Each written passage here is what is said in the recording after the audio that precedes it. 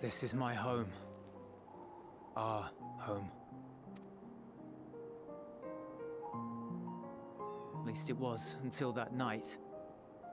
I was with Lord Quintus when the capital fell, and thus spared. My family, who did not own a radio, were less fortunate. When dawn came, I made my way here. My parents, my little brother and sister, they were still inside. But they weren't themselves, and they tried to. And I had to.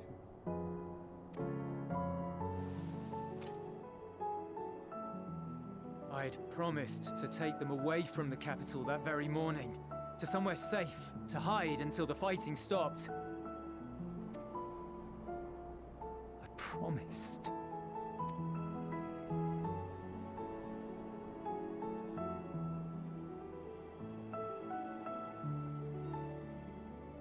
The Garlean flag bears a chain, the bonds between our countrymen. A red link at its center, the blood of the fallen. Our loved ones who lived and died for Garlemald.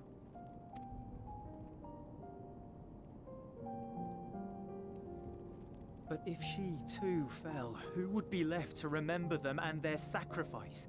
What enduring proof would there be that they were ever here? If we had turned to your gods, would they have saved us?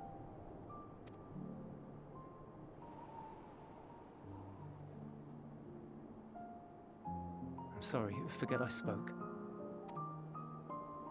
We should go.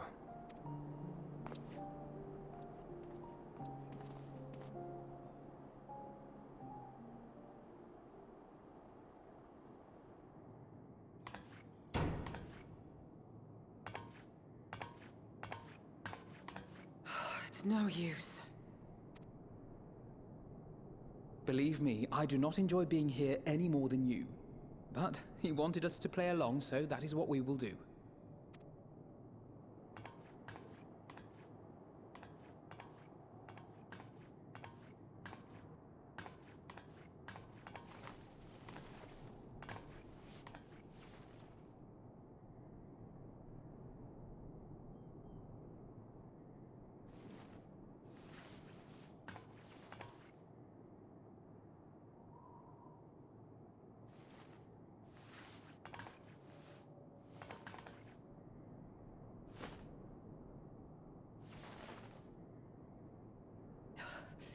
So cold. Painfully so.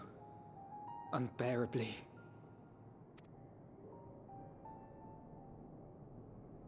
I've been thinking about what Quintus said. About why no one would accept Garlean rule. Irreconcilable differences. When coexistence isn't an option, only conquest remains. Varus at Gimlet said much the same. Only by uniting the world beneath a single standard would we rid ourselves of the Ascians. United as one people, one race cleansed of imperfections. A cold and unforgiving vision. And when we fail to live up to their standards, what place is there for us in their world? But the truly sad, truly frustrating thing is how damnably similar it all is to the lofty ideals of Father and the Forum. Non-intervention. Always non-intervention. Protect our knowledge and our people, and to hells with the rest of you. And yet, I can see how it happened. Varus and Father looked to their elders for guidance and took their virtues as their own. But for this world was of their making.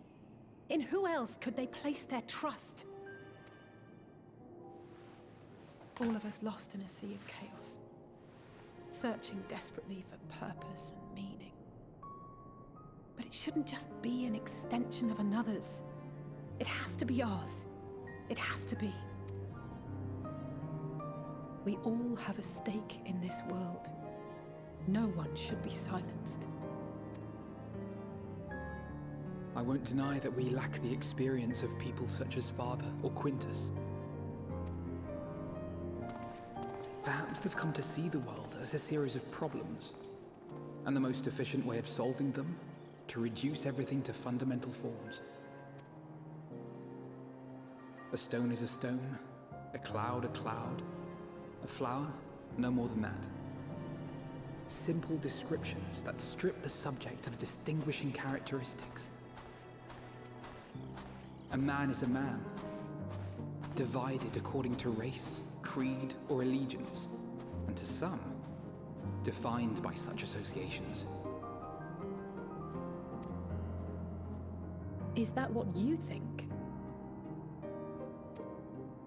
In my misbegotten youth. But what I believed wisdom was no more than aggressive ignorance. I've since learned to look beyond the banners and the politics, to see people as individuals with their own hopes and dreams.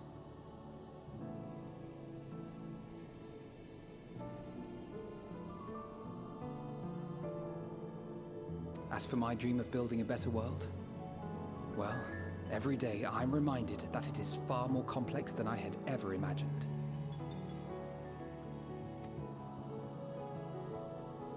But it only spurs me onward, to find the wisdom and the strength to see it through to the very end.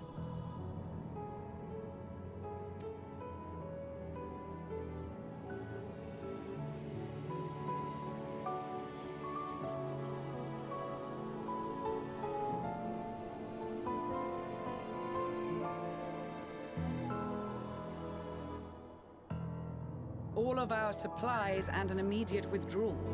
These are your conditions?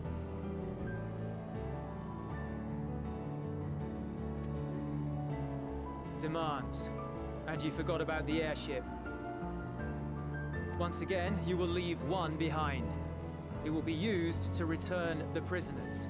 Their collars will be removed prior to the exchange.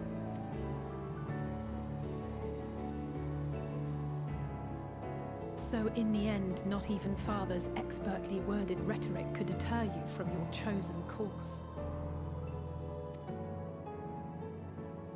Huh? Not that I thought for a moment that it would. I've no love for violence, of course, but ours is a cause worth fighting for. I just wish he'd realize it too. Sometimes the only way to protect the ones you love is to take a stand. To refuse to suffer in silence. I want you to know I share your conviction. Whether it be on the battlefield or in the debating chamber, I won't back down. I guess what I'm saying is...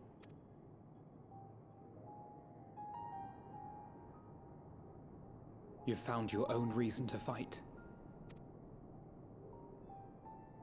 Yes. Yes, I have. God's willing, there will come a day when we can finally lay down our arms, and there will be peace. But not until the Telophoroi have been defeated once and for all. And you, brother, will have a vital part to play. By your words and deeds, you'll lead the way. I pray I am up to the task. There'll always be naysayers. Those who think us fools for even trying. It's easy for learned elites to criticize earnest efforts and assert their moral superiority, all without offering alternatives.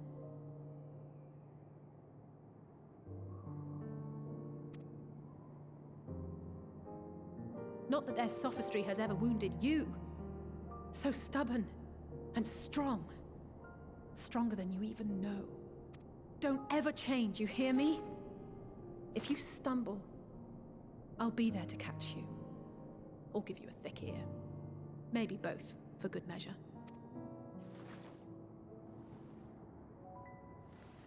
Thank you, Alice.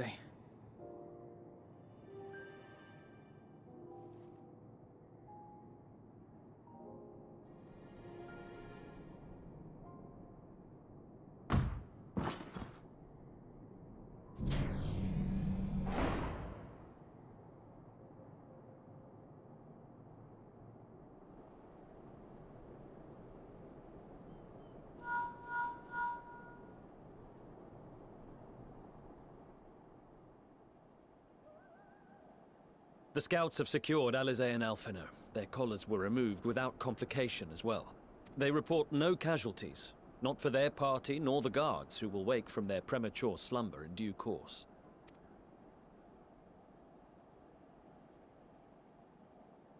It would appear the situation has changed.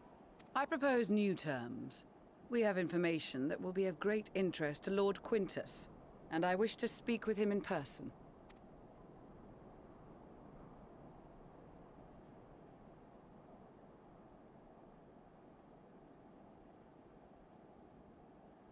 No. In the event you rejected our first proposal, we came prepared with a second.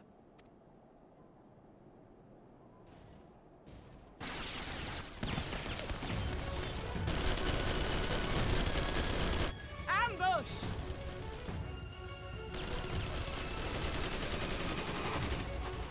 More are coming! Make ready! We, the loyal soldiers of the First Legion, proud servants of Garlemald, of the fallen Emperor Varys, shall safeguard these lands from the barbarian hordes until our countrymen return!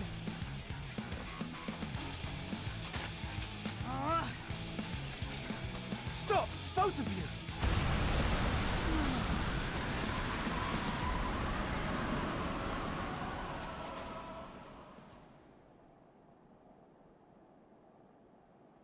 This child may be the worst emissary I have ever seen.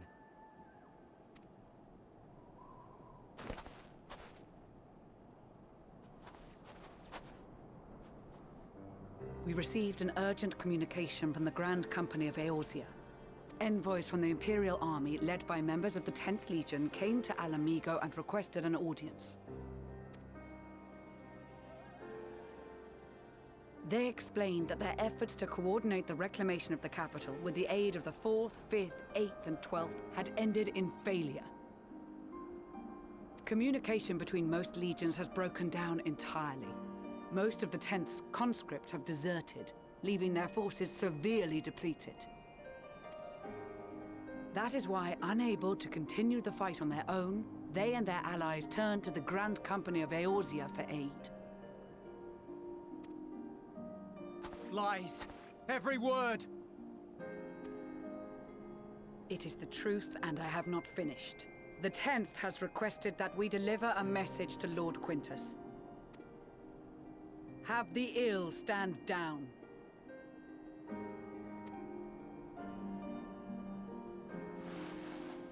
You have been listening, my lord? What are your orders?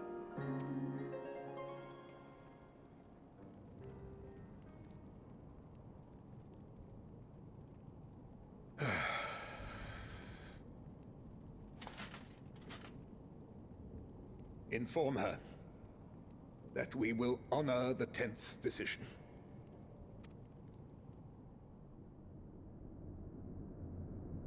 Bereft of hope, and now dignity.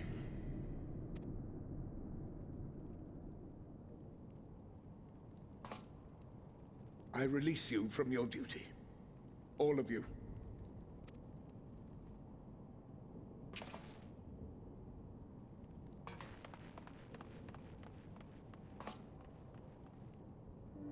I take solace, your radiance, in the knowledge you are not here to witness our debasement. 'Twas a grand, glorious dream we shared. Of a world united, of peace and prosperity.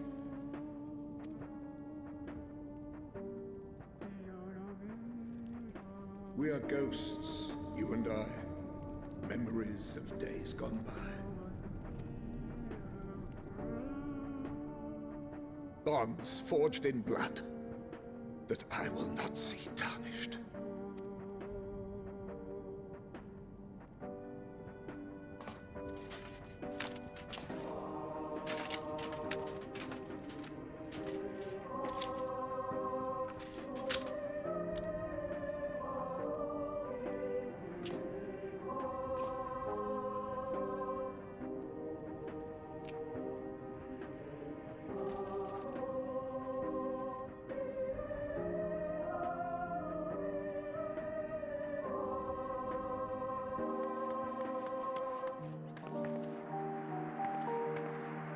Quickly!